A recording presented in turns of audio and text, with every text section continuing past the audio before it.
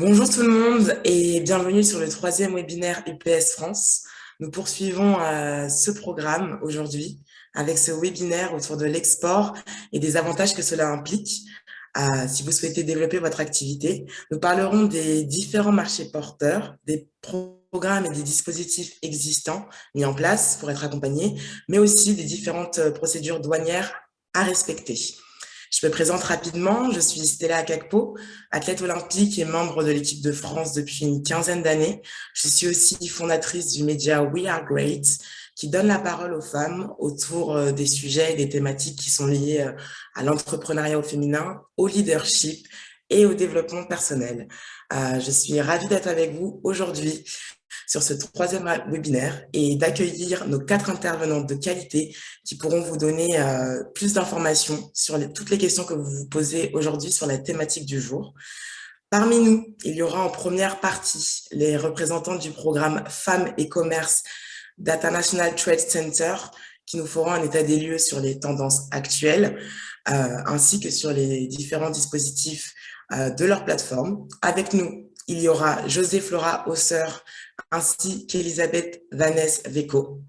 Dans un deuxième temps, nous aurons l'opportunité d'accueillir la directrice France Export chez UPS depuis plus d'une vingtaine d'années, qui nous apportera son expertise sur toutes les procédures douanières à respecter et déjà existantes, si vous souhaitez vous lancer.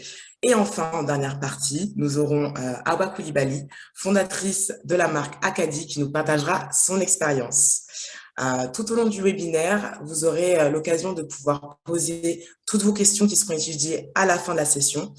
Et bien évidemment, vous recevrez un mail récapitulatif avec toutes les informations nécessaires et les liens d'accès pour toutes les informations qui vont vous être communiquées lors de cette session.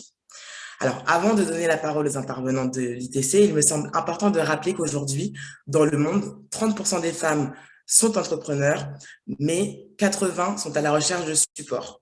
Avec ces chiffres et ce constat alarmant, il est évident que les femmes aient tendance à moins entreprendre. Alors, avec ce constat, sans plus attendre, nous allons donner la parole à José Flora Hausser et Elisabeth Vanessa Veco, qui vont nous expliquer rapidement leur parcours, avant de nous présenter les initiatives mises en place par l'ITC pour toutes les femmes qui sont avec nous aujourd'hui et qui souhaitent entreprendre. José Flora Hausser et excusez-moi, Elisabeth Veco, vous pouvez activer votre micro et vous présenter très rapidement. Bonjour. Bonjour, merci beaucoup. Je suis José Flora Hauser, je suis d'origine camerounaise et j'ai rejoint la famille de l'ITC depuis octobre 2018. Donc, je fais partie de l'équipe du programme Femmes et Commerce de l'ITC et voilà, j'ai un MBA en gestion et aussi un master en application informatique.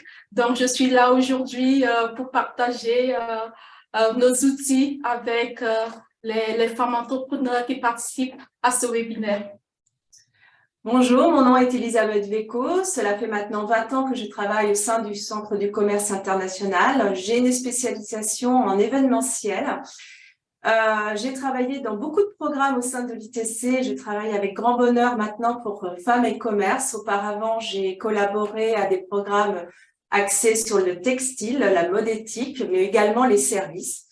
Et avant le Centre du commerce international, j'étais enseignante pour des publics difficiles. Je sais combien être bien formé est important pour pouvoir progresser et décider de sa propre vie. J'ai une licence de commerce international et plusieurs diplômes en comptabilité financière. Merci. Merci pour ces belles présentations. Sans plus attendre, je vais vous laisser passer à votre présentation et nous présenter qu'est-ce que c'est l'ITC, plus précisément, et vos initiatives.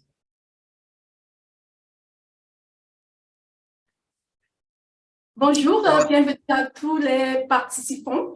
Donc, l'ITC est l'agence conjointe des Nations Unies et de l'Organisation mondiale du commerce. L'ITC a été établie en 1964 et est entièrement dédiée à l'internationalisation des PME dans les pays en voie de développement. Vous vous demandez probablement pourquoi cette focalisation sur les PME. C'est parce que les PME représentent plus de 90% des entreprises d'un pays. Elles représentent les 2/3 des emplois créés dans le secteur privé et créent la majorité de nouveaux emplois. Elles offrent aussi plus d'opportunités aux groupes vulnérables tels que les femmes, les jeunes et les communautés pauvres.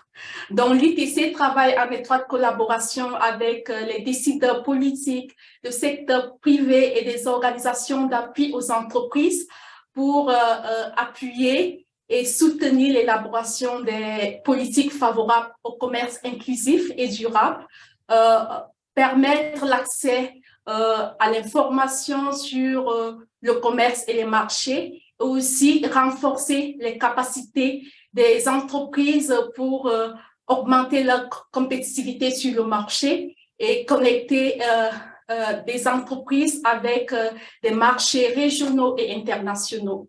Donc, la stratégie de l'ITC qui a été actualisée récemment se focalise sur 4 grandes priorités: les femmes, les jeunes, le commerce vert et aussi la connectivité digitale.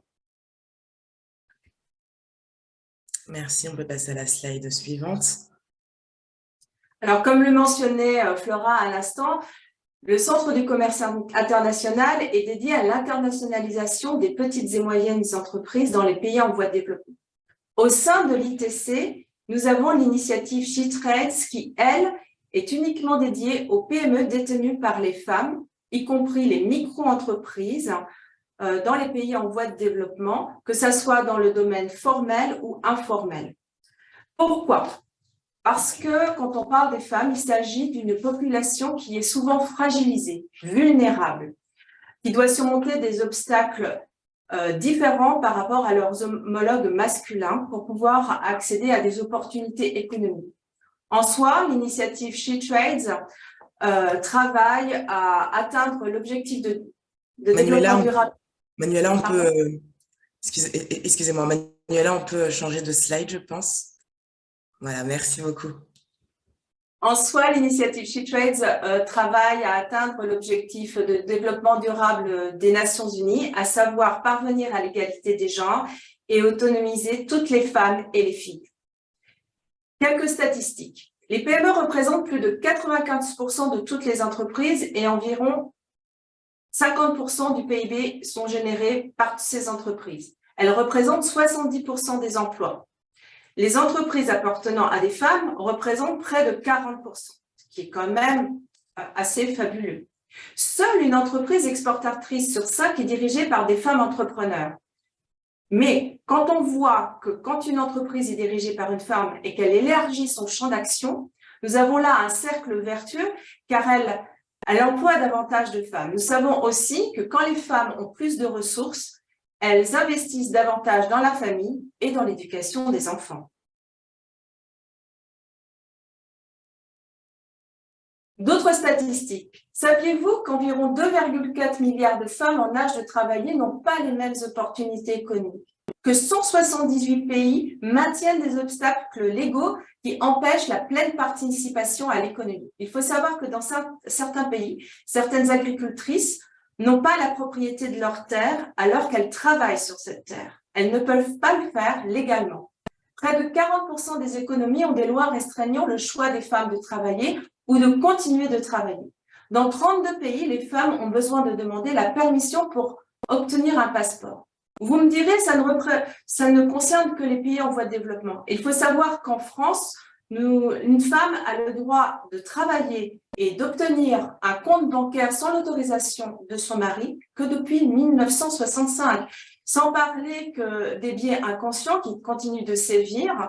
Par exemple, une femme est vue comme beaucoup moins disponible dès qu'elle commence à avoir des enfants, ce qui peut avoir un impact, par exemple, quand vous allez demander un financement. C'est pourquoi, pour pouvoir surmonter tous ces obstacles, l'initiative SheTrades a créé une plateforme numérique, shetrades.com, qui peut très bien vous servir à vous, femmes entrepreneurs. Cette plateforme est destinée à toutes les femmes, partout dans le monde. Nous avons actuellement mis en place la plateforme en français. Elle est actuellement encore un petit peu en transition, mais vous pouvez d'ores et déjà y accéder. L'initiative SheTrades a déterminé 3 grands domaines où les femmes ont ont à travailler. D'abord, la connectivité, ne pas rester seule, faire partie d'une communauté, la formation ensuite, et puis l'accès à l'information, en particulier à l'information commerciale. Donc, comme je vous le disais, SheTrades.com, c'est d'abord un espace de réseautage. Quand vous inscrivez à SheTrades.com, ce qui est vraiment très facile, vous allez rentrer dans une communauté qui va vous permettre de rentrer en contact avec d'autres femmes entrepreneurs qui vont partager avec vous leur expérience. Vous-même, vous allez pouvoir communiquer avec elles, vendre vos produits et vos services, poser des questions. Vous n'allez plus être seul. SheTrades.com, c'est également une plateforme de formation. Ce sont, et je tiens à le préciser, des cours qui sont absolument gratuits. Je vous invite d'ores et déjà à aller visiter l'outil d'auto-évaluation de l'entreprise qui vous fournira un diagnostic détaillé de votre entreprise qui en déterminera les forces et les faiblesses, qui vous évaluera au niveau de 4 compétences, la compétence en stratégie, la compétence en marketing et vente et la compétence en production, sans oublier comment vous allez gérer vos ressources. À la fin de ce diagnostic, on vous invitera à prendre des cours ciblés. Bien sûr, rien ne vous empêche d'aller visiter tous les autres cours. Nous avons donc une plateforme d'apprentissage où se situe un certain nombre de cours à vocation technique et commerciale. Actuellement, nous disposons de 18 cours en français. Diapositive suivante, s'il vous plaît. Actuellement, nous disposons de 18 cours en français et d'un certain nombre de cours en anglais. Vous avez ici quelques exemples. Présentez votre entreprise, bien utile quand vous présentez votre dossier à des financiers. Élaborer un plan d'exportation qui vous permet de mettre bien en place ce que vous voulez faire, le financement de l'entreprise, les différentes techniques, et aussi êtes-vous prêt à exporter? Peut-être que ce n'est pas le bon moment ou au contraire, vous allez pouvoir déterminer que effectivement vous êtes prêt. Nous avons également la chance de travailler avec un certain nombre de partenaires comme UPS qui ont pu élaborer avec nous un certain nombre de cours bien précis sur les incoterms ou par exemple l'assurance transport. Alors, pour rappel, tous ces liens vous seront, excusez-moi, pour rappel, tous ces liens vous seront renvoyés à la fin de la session par email et vous pourrez avoir accès du coup à toutes ces informations qui vous permettront de pouvoir aller sur la plateforme et pourquoi pas faire les cours proposés. Comme l'a mentionné Stella, plutôt l'un des défis auxquels sont confrontées les femmes entrepreneurs de nos jours est l'accès au financement. 70% des entreprises dirigées par des femmes ont un accès insuffisant ou presque inexistant au financement. Et il est clair que le taux de rejet de crédit sollicité par les femmes est plus élevé que celui des hommes. Donc, il faut sensibiliser les fournisseurs de capitaux à l'entrepreneuriat féminin pour résoudre les problèmes de garantie et aussi ajuster les prêts aux problèmes rencontrés par les femmes. C'est là que SheTrades Invest intervient. C'est une initiative qui a été mise en place pour débloquer le financement, l'accès au financement aux femmes entrepreneurs, aux entreprises dirigées par des femmes. Pourquoi c'est important d'investir dans les femmes? Il est important d'investir dans les femmes parce que les femmes dirigent environ 30% de toutes les PME. En Afrique, par exemple, une femme sur 4 crée ou dirige une entreprise. Investir dans les femmes est aussi important et bénéfique pour toute la famille parce que cela réduit le taux de mortalité et d'analphabétisme et pourrait débloquer près de 12 milliards de dollars au produit intérieur brut mondial d'ici 2025. avec la pandémie de la COVID, qui a eu des effets négatifs sur la situation financière des entreprises, il est crucial, plus que jamais, d'investir dans les entreprises des femmes pour relancer l'économie mondiale.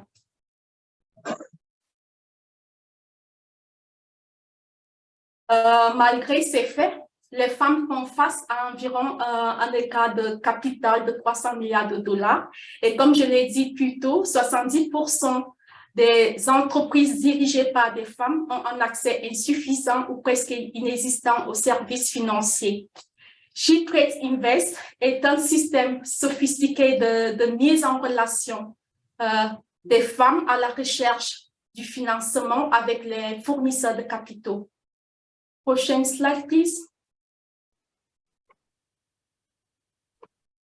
Donc, SheTrades Invest accompagne à la fois les fournisseurs de capitaux et les femmes entrepreneurs. Au niveau des fournisseurs de capitaux, c'est un accompagnement technique pour qu'ils puissent développer des stratégies financières qui prennent en compte la dimension du genre et augmenter leur impact sur le travail.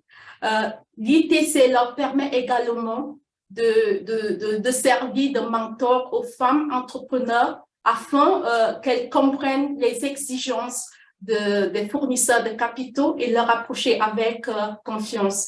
Au niveau des femmes entrepreneurs, nous avons plusieurs outils pour renforcer leur capacité financière et managériale.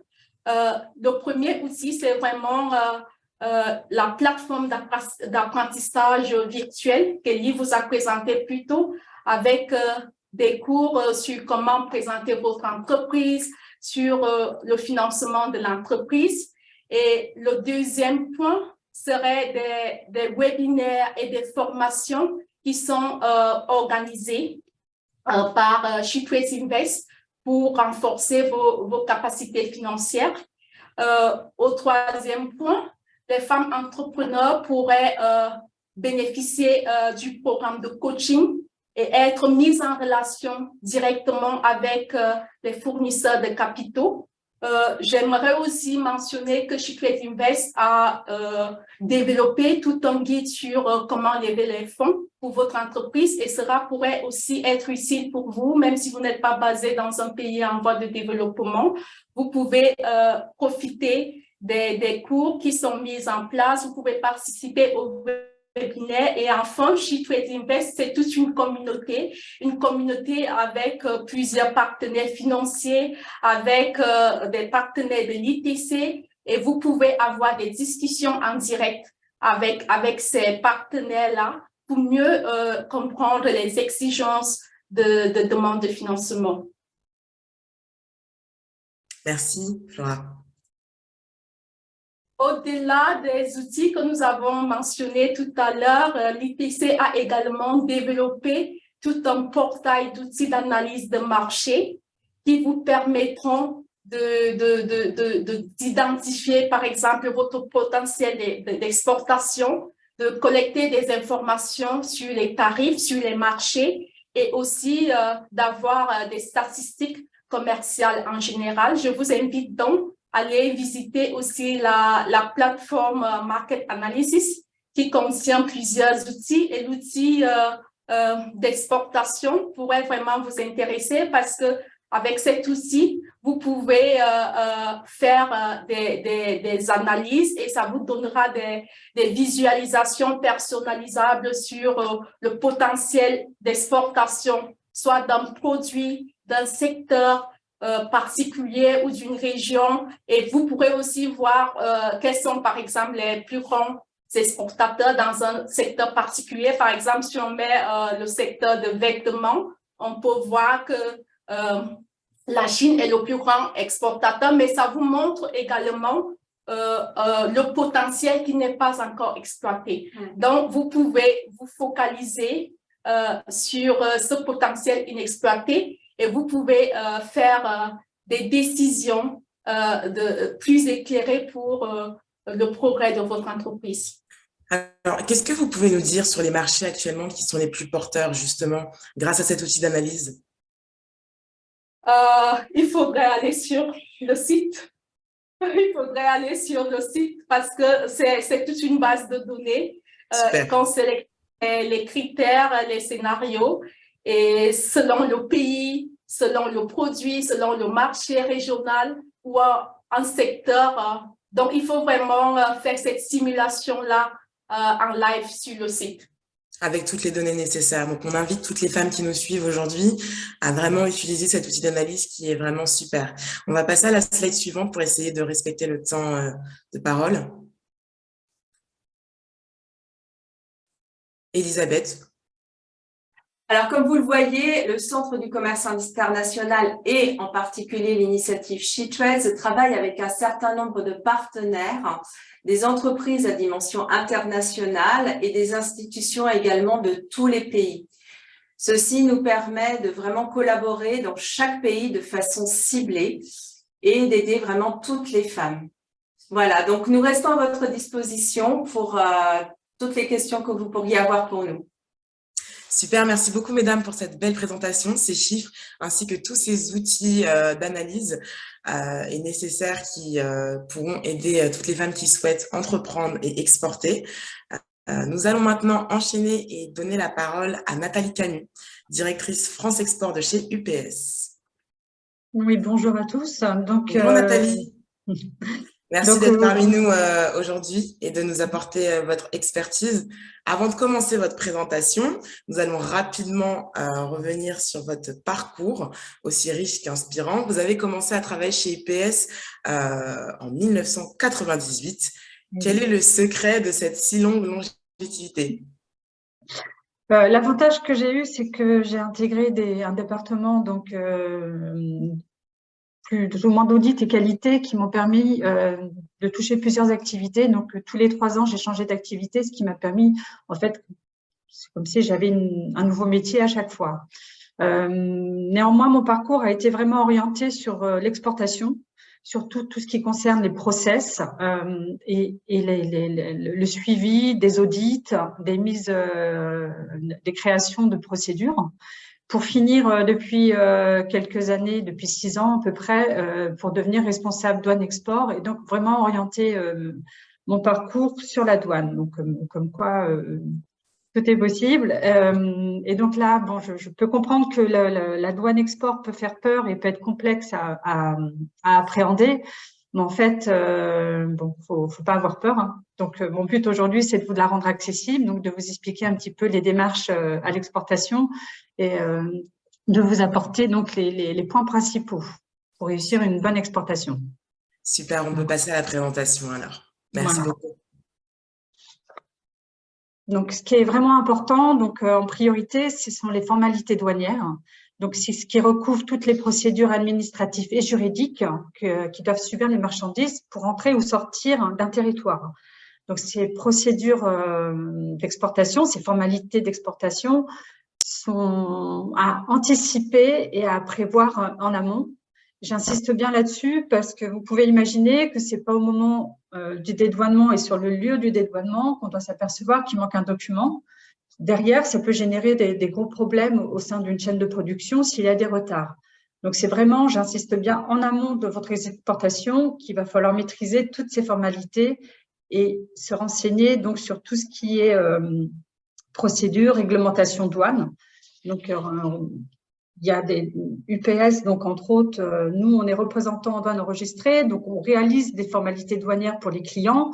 On a une expertise de plusieurs décennies et on envoie donc sur plus de 220 destinations des marchandises. Donc, on a une grande expertise dans ce domaine et donc on peut vous aider à simplifier vos exportations. Et on a une équipe de force de vente, on a des conseillers qui sont là pour vous aider dans vos démarches. Donc, il faut vraiment se familiariser avec la réglementation douanière et donc qui sont liés à 3 fondamentaux de la douane. Donc, comme vous pouvez les voir, donc nous avons l'espèce tarifaire d'une marchandise, l'origine de la marchandise et la valeur en douane. Donc, chaque point répond à une question. Donc, par exemple, l'espèce tarifaire, ça va être quelle marchandise vous envoyez.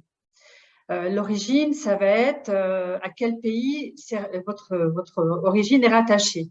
Et la valeur, donc en douane, c'est pour quel montant? Donc, ces 3 éléments font partie de la déclaration en douane et sont obligatoires. D'accord? On peut pas, ça définit vraiment la déclaration en douane. Donc, encore une fois, ce sont 3 éléments, 3 critères nécessaires.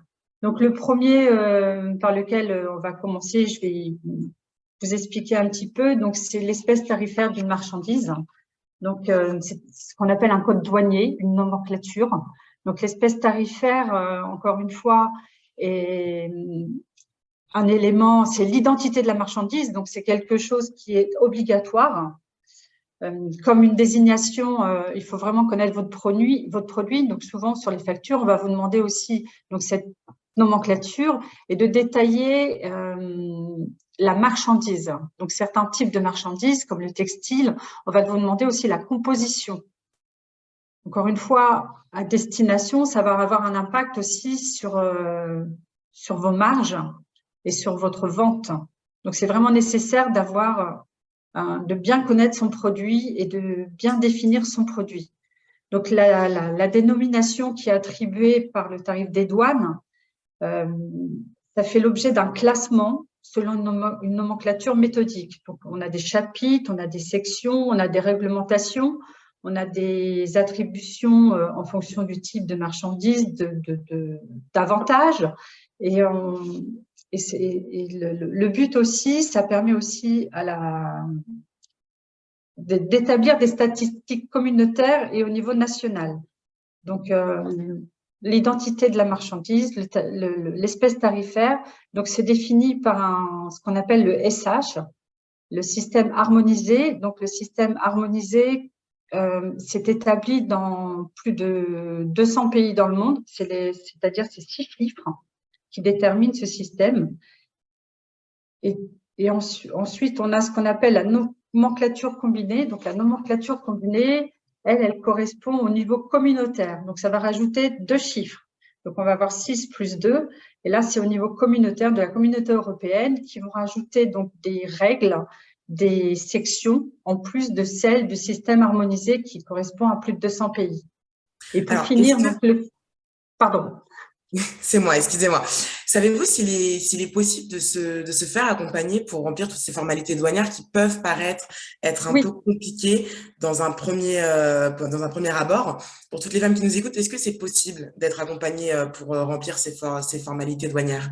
Oui, alors il existe au niveau de la douane ce qu'on appelle, on peut faire des demandes de RTC, donc c'est de renseignements tarifaires contraignant. Donc, c'est un formulaire à compléter auprès du service des douanes qui est valable 3 ans. Donc, les douanes vont vous demander de compléter un formulaire.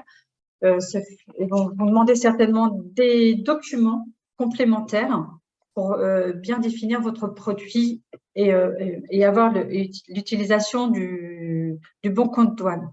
J'insiste bien que la classification tarifaire est vraiment importante au niveau de l'exportation et surtout de l'importation, puisque c'est ce qui va déterminer aussi les droits et taxes à destination. D'accord? Donc, c'est aussi ce qui m'amène aussi, donc, pour le slide suivant, à bien maîtriser l'autre élément qui est l'origine de vos produits. Donc, l'origine, c'est encore une notion clé de la déclaration en douane. C'est le lien géographique. Donc, c'est le pays dans lequel le produit a été fabriqué ou dans lequel il a subi le plus de transformations. Encore une fois, il ne faut pas confondre origine et provenance. Un produit qui provient des États-Unis n'a pas forcément une origine américaine. Donc, c'est vraiment essentiel dans la déclaration en douane et dans le calcul des droits de douane ou des avantages. Pourquoi? Parce qu'il existe avec certains pays, comme vous connaissez, certains accords. Donc, il y a des origines préférentielles et des origines non préférentielles. Donc, il y a certains pays qui vont demander des certificats d'origine. Donc, ça, c'est pareil. Pour établir votre origine, il est possible de demander à la douane un RCO. Donc, c'est la même chose que le RTC, mais au niveau de l'origine. Donc, vous allez avoir un formulaire. La douane va certainement vous demander aussi là même des certificats qui viennent de vos fournisseurs. Si vous avez des fournisseurs, ils vont vous demander certains éléments à compléter pour bien définir l'origine de votre produit. Donc, c'est pareil, ce formulaire, je crois qu'il est valable 2 ans. Donc, tous les X années, il faudra refaire une demande à la douane pour redéfinir l'origine de votre produit. On ne sait jamais, en 2 ans, il y a des petites choses qui peuvent changer. Donc c'est vraiment un élément très important. Et il y a aussi la détermination de l'origine. Ça va permettre de différencier le traitement de la marchandise. C'est-à-dire qu'il y a des perceptions de droit. Si on a une origine préférentielle, on pourra avoir une exonération ou une réduction des droits et taxes à destination.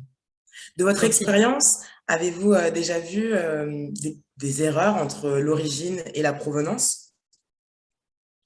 Alors, nous, on est expressistes, d'accord? Donc, voilà, on simplifie, nous, on a des déclarations simplifiées. Donc, en fait, les erreurs d'origine, elles sont plutôt constatées à destination, à l'importation. À l'exportation, comme ça sort de la France, l'origine a moins d'impact. Néanmoins, pour certaines destinations, on va passer au slide suivant, il y a des pays avec lesquels il y a des accords. Par exemple, l'AELE, donc la Suisse, qui en fait partie, on a des accords tarifaires et on doit fournir un document qui s'appelle l'EUR1 pour justifier l'origine de la marchandise. Donc, il y a plusieurs manières de justifier l'origine de la marchandise. Il y a des déclarations tout simplement sur facture. Il y a des documents donc de type certificat. Il y a des EUR1, des ATR. Donc, ça, c'est vraiment des trucs, des documents spécifiques qui justifient l'origine de la marchandise et qui permettent à destination d'exonérer de droits et taxes ou de réduire les droits et taxes. Et ça, c'est vraiment important quand vous exportez. Pourquoi? Parce que ça a un impact sur le prix de vente également. Tout dépend si c'est vous, lors du choix de l'incoterm du contrat de vente, si c'est vous qui payez les droits et taxes ou si c'est votre acheteur. Donc, c'est vraiment important pour le calcul de vos marges également. Donc ça, on a une force de vente aussi chez UPS qui peut vous accompagner dans ces démarches et voir avec vous et étudier ce qui serait le mieux pour vous. Il y a aussi la douane française a créé aujourd'hui beaucoup d'outils et des aides. Donc, n'hésitez pas non plus à contacter les pôles d'activité économique qui sont là pour aider les jeunes exportateurs. Et justement, je pense qu'on est très content d'avoir des exportateurs. C'est ce qui fait vivre le pays, donc au contraire. Donc, il faut pas hésiter à demander de l'aide et à vous aider à déterminer même le prix de vente à destination. Donc, il est vraiment, encore une fois, bien connaître le lieu réel de fabrication et parce que ça va vraiment pousser à analyser le processus de transformation, à maîtriser les étapes, etc. Donc, ça permet, on a la possibilité de mieux analyser et maîtriser l'émission, s'il faut des documents ou pas, enfin, de mieux maîtriser sa supply chain. Donc, c'est vraiment important. Il y a aussi la possibilité de passer exportateur agréé. Et là, encore une fois, c'est quelque chose qui est vraiment très bien quand il y a des accords entre pays. C'est juste reporter une déclaration sur facture du style je certifie que cette marchandise est d'origine préférentielle.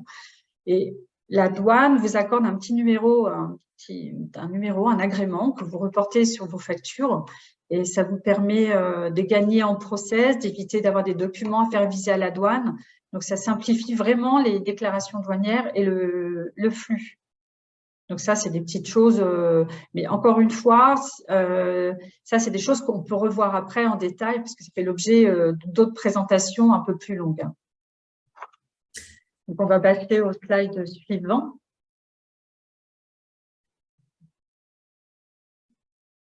Donc, c'est la valeur en douane. Donc, là aussi, la valeur en douane est vraiment déterminante, surtout dans le prix, comme je vous disais, à destination. Donc, la valeur en douane, ça correspond à la valeur des marchandises au dernier point de sortie d'un territoire national. Donc, c'est la valeur transactionnaire, c'est la valeur que vous avez facturée le prix auquel a été vendu pour l'exportation votre marchandise. Donc, c'est ce qu'on déclare. Donc, il peut y avoir des coûts en plus, donc des frais de transport, des frais de manutention, de l'assurance. Donc, c'est pour ça qu'il est vraiment important, déterminant de savoir quel Incoterm vous allez utiliser. Donc, l'Incoterm, ça correspond, donc je ne sais pas si vous maîtrisez ça, donc ça correspond vraiment aux conditions de livraison, un contrat qui lie qui lie avec votre acheteur et qui lie en fait les frais de transport avec votre acheteur, à savoir s'ils sont déduits, ajoutés. Donc, s'ils sont ajoutés, vous pouvez imaginer aussi qu'à destination, on peut avoir des frais de douane un peu plus élevés ou un peu moins élevés. Donc, ça sert vraiment à déterminer la valeur en douane. Encore une fois, ces trois éléments, donc, sont l'espèce tarifaire, l'origine et la valeur en douane, sont déterminants à destination pour l'application des droits et taxes. Et donc, ces droits et taxes sont soit à rajouter dans vos prix de base, de vente, si c'est vous qui les payez à destination. Et encore une fois, on peut aussi avoir des mauvaises surprises si on utilise un mauvais code douane ou une mauvaise origine.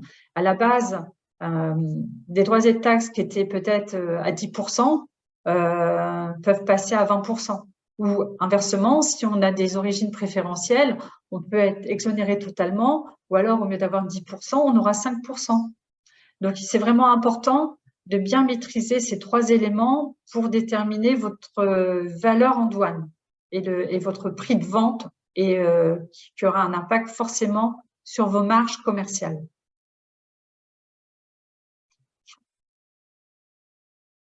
De plus, donc la valeur en douane, juste le petit dernier point sur la valeur en douane, donc c'est également, ça rentre aussi au niveau de l'exportation en France, ça rentre aussi pour les statistiques du commerce extérieur, parce que ça permet d'évaluer ce que la France exporte le mieux, quel produit, et ça permet de faire des stats au niveau de la douane française pour la balance commerciale en France.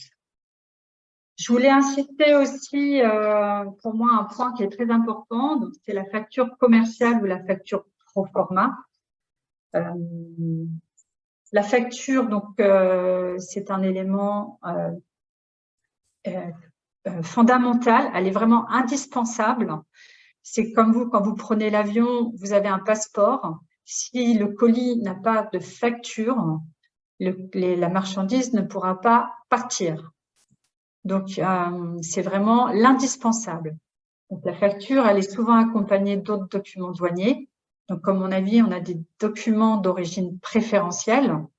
On a aussi des listes de colisage. Certains pays demandent des listes de colisage, comme la Chine.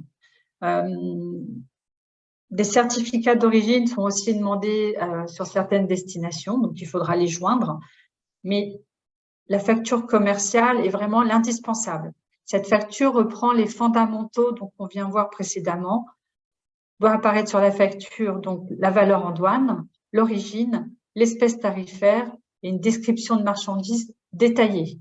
Encore une fois, je reviens sur le textile. Il y a des droits et taxes qui vont être appliqués, par exemple, sur le coton, sur la matière. S'il y a des ajouts, ça peut être aussi taxé. Donc, c'est vraiment nécessaire d'avoir ce détail à destination. À l'exportation, le détail est de moindre importance, mais c'est vraiment à l'importation, à destination, que cela va avoir un impact. Donc, la facture reprend des éléments obligatoires. Donc, comme vous voyez, il faut une adresse de départ en France, une adresse à destination, la description de la marchandise, l'origine, l'espèce tarifaire et une valeur en douane qui inclut ou qui n'inclut pas le transport.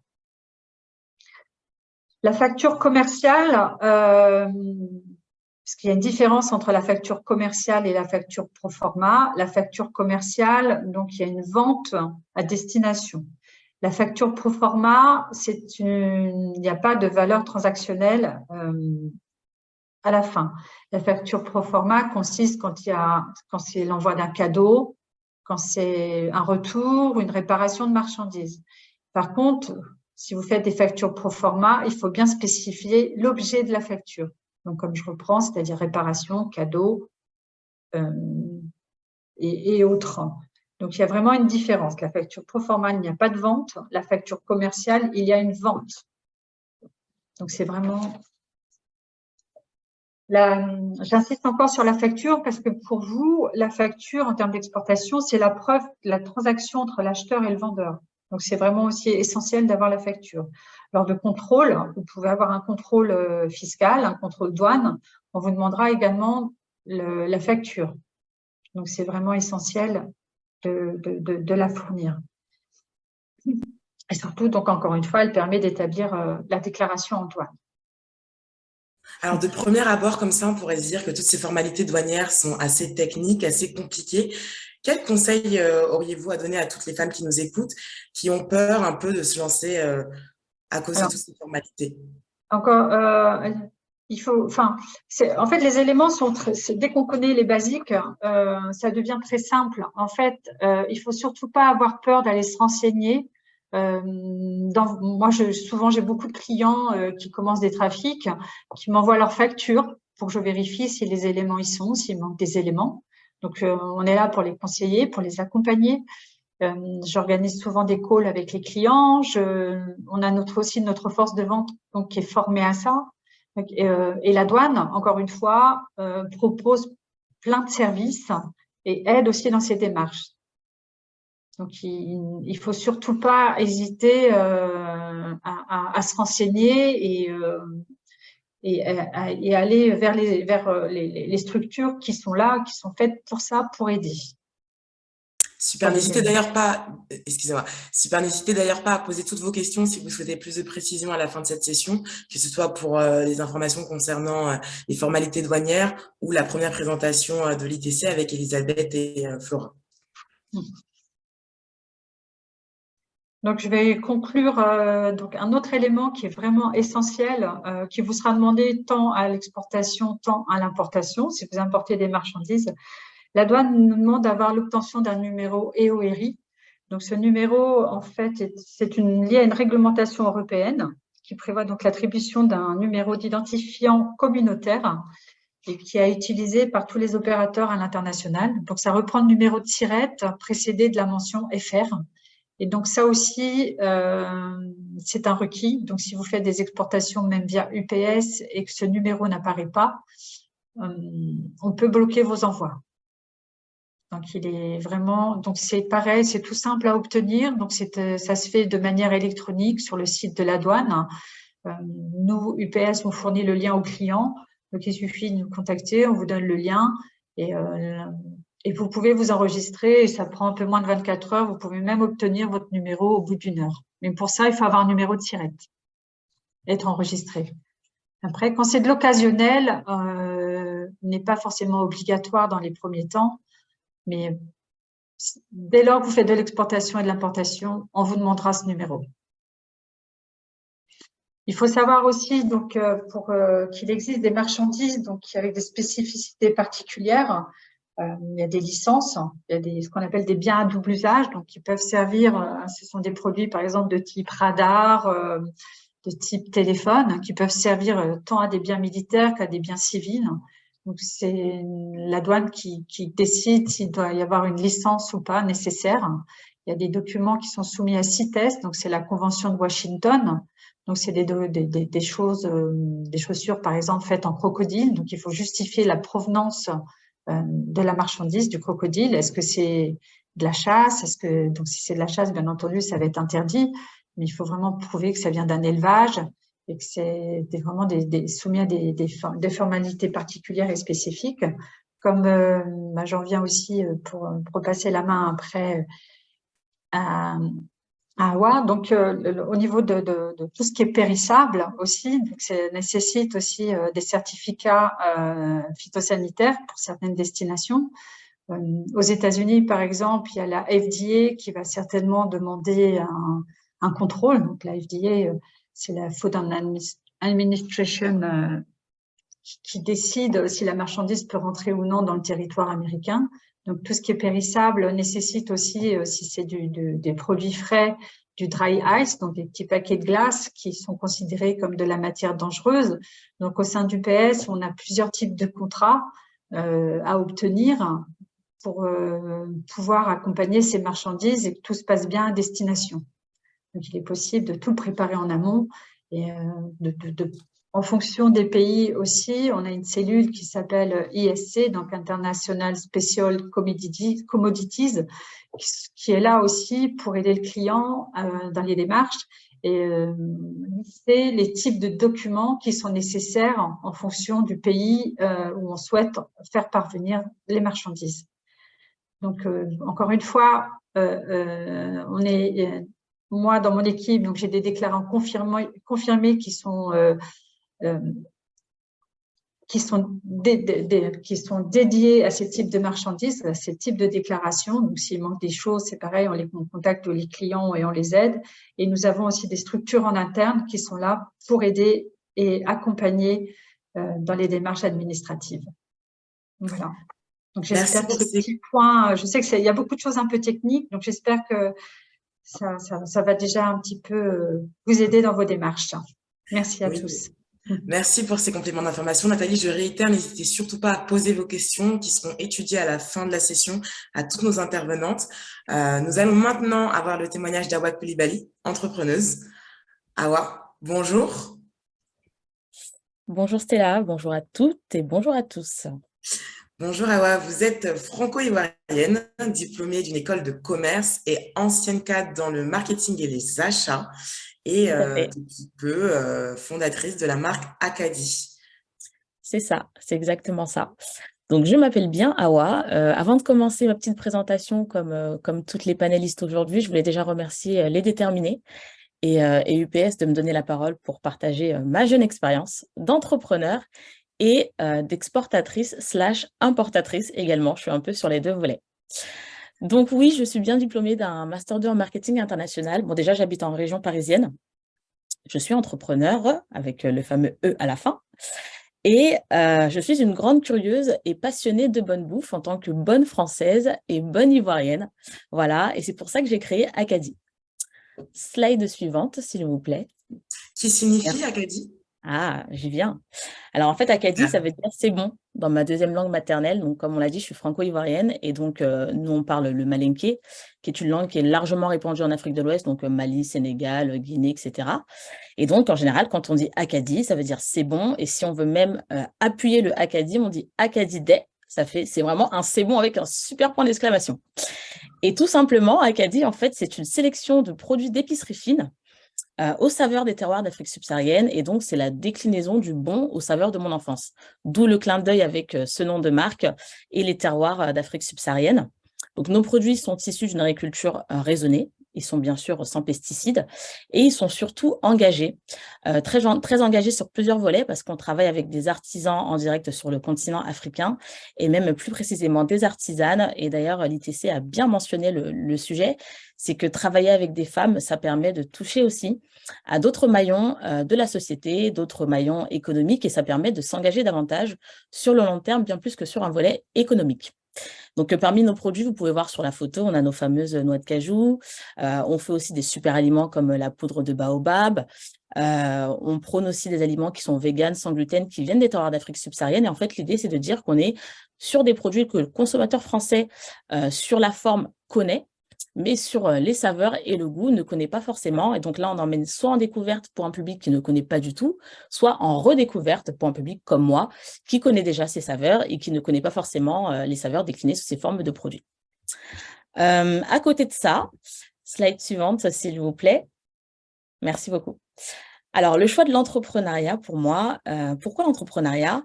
Donc, à l'époque, j'étais cadre et c'est vrai qu'à un moment, je me suis posée et j'avais besoin, en fait, de retrouver du sens et de la valeur dans mon travail, ce que je ne retrouvais pas forcément à l'époque. J'avais aussi besoin de me réconcilier avec moi-même. Donc, il y avait un gros conflit interne. Et puis, c'est vrai que ça faisait plusieurs années qu'on me disait « Ah ouais, je te vois bien faire de l'entrepreneuriat ».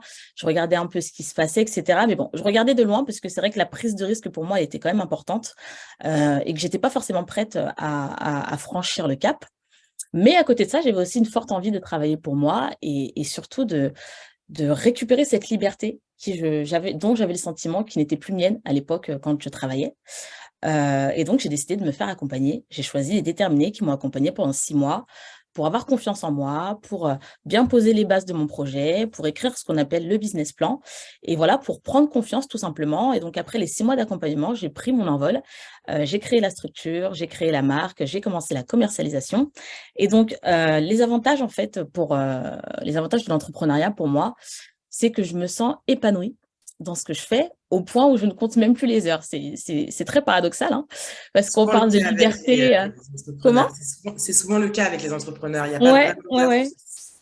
Bah, tu vois, le paradoxe, c'est qu'on parle de liberté, etc. Et au final, je suis complètement enfermée dans un truc. Mais Mais le fait de épanoui. me sentir... Mais comment? épanoui. Mais Voilà. épanoui. Ouais, le fait de m'y sentir épanouie, ben, finalement, tu comptes plus les heures, tu travailles pour toi. Et moi, j'ai vraiment retrouvé ce dont j'avais besoin. Je pense que c'est important, en fait, pour chacun des entrepreneurs, de se dire, OK, j'ai trouvé ce dont j'avais besoin avant de me dire que je voulais entreprendre. Moi, dans mon cas, ça a vraiment été l'épanouissement, la liberté, la gestion de mon temps, le fait de voir que ma vision est concrète lors d'événements, lors de pop-up. Donc ça, c'est le côté positif de la chose. Après, il y a aussi des inconvénients et c'est très important de le souligner parce que je trouve qu'on n'en parle pas assez. On a vraiment tout à construire quand on est entrepreneur. C'est-à-dire que quand on signe un contrat et qu'on travaille pour quelqu'un, on arrive dans une boîte, dans un environnement qui est déjà établi, des choses qui ont déjà été écrites, qui peuvent nous paraître simples et anodines, mais qui au final ont pris des heures et c'est ce qu'on ne voit pas. Et donc, quand on entreprend, on passe des heures en fait à processer, à écrire. C'est pas toujours fun. C'est pas toujours le côté qu'on voit hyper sexy, hyper glamour de l'entrepreneuriat. Comme je l'ai dit aussi, on fait beaucoup d'heures, donc on est très fatigué. Je suis en ce moment très fatiguée d'ailleurs parce que la période de Noël est très intense. Donc voilà, c'est important aussi de se rendre compte que l'entrepreneuriat, oui, ça ouvre la porte à vraiment des super opportunités et une certaine liberté financière aussi.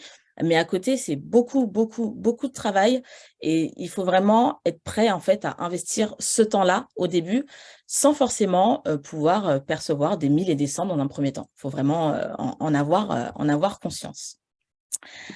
Est-ce que je peux avoir la slide suivante, s'il vous plaît? Alors, les difficultés que j'ai rencontrées à l'export pour ma part. Donc, comme je vous ai dit, j'ai fondé Acadie qui est donc une marque de produits d'épicerie fine. Et pour aller chercher les terroirs d'Afrique subsaharienne, j'ai dû aller en Afrique subsaharienne. Et donc là, en fait, sur mon projet, il y a vraiment 2 volets. Il y a le volet Afrique et le volet France. Et donc, l'exportation intervient à ce moment-là. Tout ce qui va être matière brute, tout ce qui va être produit qu'on transforme avec nos artisans partenaires, c'était à moi de m'occuper en fait du transport de cette marchandise-là et de m'assurer qu'elle soit en conformité avec la réglementation française / européenne et que bien sûr les produits soient distribués en toute sécurité avec tous les certificats qui ont été mentionnés tout à l'heure par Nathalie, notamment les certificats phytosanitaires. Mais avant d'en arriver là, j'ai eu beaucoup de mal au début en fait à comprendre les mécanismes d'importation. Est-ce que tu t'es fait accompagner justement pour comprendre? Alors, donc Nathalie, quand elle explique, c'est très simple. Moi-même, j'ai pris des notes parce que j'ai appris des choses, mais quand on est tout seul et qu'on est hyper étranger à ce monde-là, c'est ultra compliqué. C'est ultra compliqué, surtout quand on est tout petit, parce qu'il y a beaucoup de sigles, il y a beaucoup de process, il y a beaucoup d'intermédiaires, beaucoup d'interlocuteurs. Donc, effectivement, ils sont tous disponibles, on peut les contacter, mais c'est très difficile de comprendre le jargon, de comprendre les différents niveaux. Et autant vous dire qu'au début, j'ai vraiment pataugé, mais pendant très, très longtemps. Et donc, en fait, on m'a dit, OK, Awa, il faut que tu te poses une question déjà, c'est est-ce que tu veux te charger de l'exportation à 100% ou est-ce que tu veux la déléguer? Et donc, quand j'ai mis le nez dedans, je me suis dit, OK, je suis toute petite, je suis toute seule dans la structure, donc toute seule sur Acadie. J'ai plutôt intérêt à déléguer parce que ça va être plus simple pour moi dans un premier temps. D'autant plus qu'il y a beaucoup de transporteurs qui font des trajets France-Afrique / Europe-Afrique, mais dans l'autre sens, il y en a très peu. Parce qu'ils ne desservent pas tous les pays pour pas mal de sujets réglementaires et parce qu'il y a énormément de sujets qui ne sont pas forcément traités de ce côté-là. Donc, la première question, c'était est-ce que je m'occupe à 100% de l'exportation? Est-ce que je délègue? Donc, j'ai choisi de déléguer. Ensuite, c'était est-ce que je passe par des gros tels qu'UPS qui sont reconnus et là, j'y vais en toute sérénité ou est-ce que je travaille avec des indépendants? Et donc, dans mon cas, j'ai choisi de travailler avec des indépendants, non pas que je n'ai pas confiance en des grosses structures qui sont très bien établies, mais c'est parce qu'il y a un vrai sujet de tarifs. un vrai sujet de tarif pour des petites structures comme les miennes qui sont hyper importants et qui font la différence au final sur le coût de revient donc, de notre marchandise et sur le prix final. Et que quand on veut proposer des prix qui ne soient pas trop excessifs, eh ben, il faut faire des choix. Donc moi, ça a été mon choix. Donc j'ai choisi cette option-là. Ensuite, il a fallu faire des devis. Et donc ça a été vraiment drôle parce que j'ai trouvé pas mal d'indépendants donc qui étaient très peu visibles. C'était un peu du bouche à oreille, de la recommandation, etc. Et au début, ils m'ont tous dit oui. Ils m'ont tous dit oui, Awa, on peut t'accompagner sur tes projets, sur tes produits. C'est des produits secs, donc pas besoin de certificat phytosanitaire, donc denrées non périssables, comme disait Nathalie. Et en Awa, fait, oui, Awa, malheureusement, je vais devoir te couper. Je suis désolée. pas de souci. On est pris par le temps. Il Il nous me reste reste 5 combien de minutes. temps? Mais là, malheureusement, il reste plus beaucoup de temps. Tu étais Ok. très emballée par ta présentation. J'ai pas voulu te couper. Je peux clôturer? Oui, tu peux clôturer très, très rapidement avant Ok. qu'on passe aux questions. Ok, donc autre point important, autre warning important sur lequel je voulais mettre l'accent, c'est le fait de s'assurer que le transporteur est bien agréé marchandise commerciale. Parce que j'ai eu beaucoup de oui au début et au final, la liste a été fortement réduite. Donc voilà, je vais m'arrêter sur ça pour respecter le timing. Est-ce que je peux juste avoir la slide suivante pour finir, s'il vous plaît? Ouais, on va accélérer un tout petit peu pour qu'il nous reste quand même 5 minutes d'échange pour les questions. Oui. La Alors, slide je crois que suivante. Manuela n'a pas compris, mais je vais clôturer comme ça sur la slide. Donc, c'était une slide de remerciements avec mes contacts. Et donc, j'invitais les autres entrepreneurs ou les personnes intéressées à prendre contact avec moi sur LinkedIn, à suivre les pages des réseaux sociaux Acadie, notamment sur Instagram, AKAADI-épicerie, et à venir nous voir sur les marchés de Noël pour vos achats. Merci beaucoup. Super, merci beaucoup. Awa. De toute façon, tout sera récapitulé après cette session avec l'envoi de Merci, Stella. mail. Avec l'envoi de mail, comme je l'ai spécifié en début de session. Nous allons passer maintenant aux questions. Nous en avons une pour l'ITC, Elisabeth et José. Alors, comment savoir si le produit est adapté au marché? On peut avoir une idée qui est, par exemple, adaptée en Europe, mais pas forcément sur d'autres marchés. Votre son est coupé, par contre. Alors ça, c'est une excellente question. On touche là à l'étude de marché. Donc, en fait, déjà, comme le mentionnait Flora, nous avons, par le biais de shetreds.com, déjà, vous avez accès à toutes ces informations commerciales. Vraiment, il faut vraiment y aller parce que quand on a, par exemple, je prends un exemple. Vous voulez exporter des billes en argile, vous allez voir ces outils et il va vous donner les statistiques précises pour chaque pays. Est-ce que vous avez déjà une opportunité ou pas? Et puis, vous avez aussi cette plateforme sur shetreds.com, la communauté. Vous allez peut-être aussi pouvoir communiquer avec des personnes qui, justement, sont dans ce pays, qui sont situées dans ce pays, et vous pouvez peut-être communiquer, voir un petit peu, sentir un peu la température. Ça, ce sont des choses à faire. Et puis, je sais aussi qu'en France, vous avez tout ce qui est pôle d'exportation que je vous invite aussi à aller voir. Dans chaque pays, nous avons des bureaux. Donc, faire au plus précis. Voilà. Merci beaucoup pour ce complément d'information. Nathalie, une question pour vous.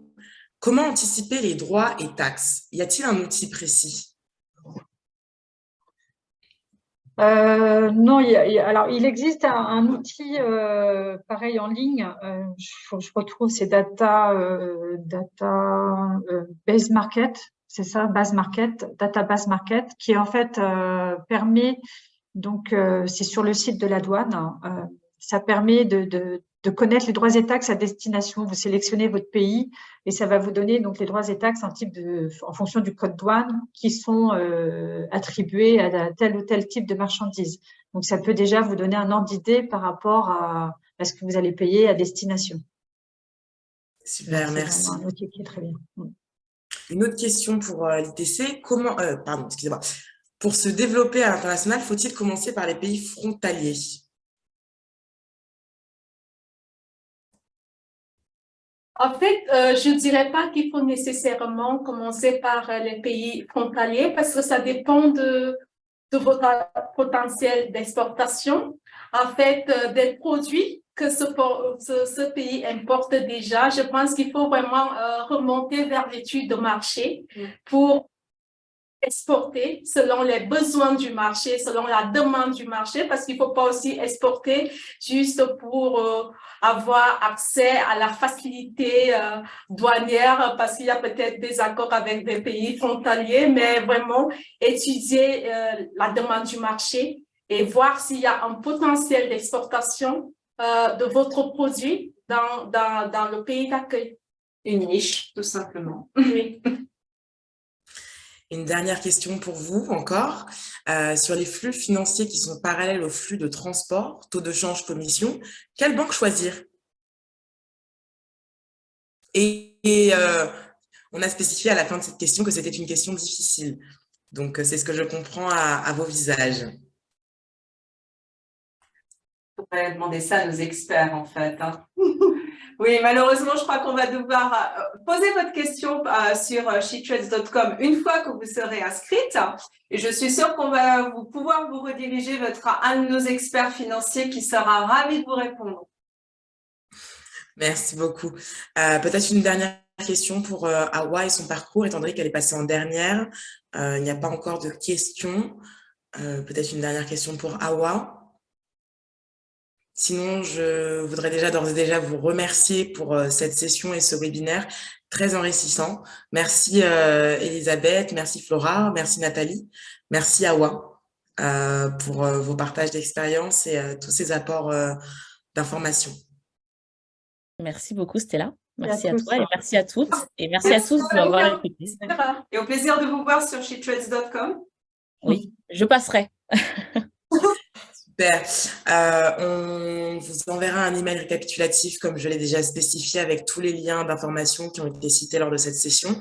Je vous souhaite bon appétit, à bientôt et merci beaucoup. Merci.